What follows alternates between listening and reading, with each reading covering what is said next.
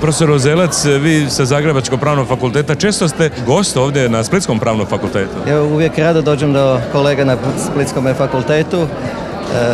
Što se tiče discipline u kojoj zajednički radimo, građanskog procesnog prava, imamo mnogo zajedničkih tema i zato osobito mi je zadovoljstvo da možemo, evo sada već drugi puta se naći i na jednom skupu koji glavne teme iz ovoga područja tematiziram. Da. Što znači ovakav skup za grad Split, Dalmacije, općenito u pravnoj znanosti? Jako puno je profesora, doktora znanosti na jednom mjestu. Sada trenutno imamo jako mnogo tema koje su aktualne ne samo za znanost nego i za društvo, a radi se na reviziji jednog niza važnih zakona.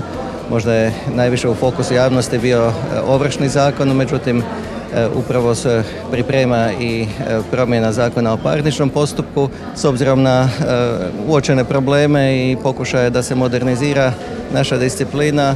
Evo, Split je jedno mjesto koje je sigurno dobro za okupljanje, istovremeno za usporedbu zbivanja koja se događaju ne samo u Hrvatskoj nego i u nekim okolnim sredinama. Evo, krenula je i s radom nova hrvatska vlada. Kako komentirate rad pravosuđa u Lijepoj našoj? Rad pravosuđa je kod nas uvijek u fokusu javnosti.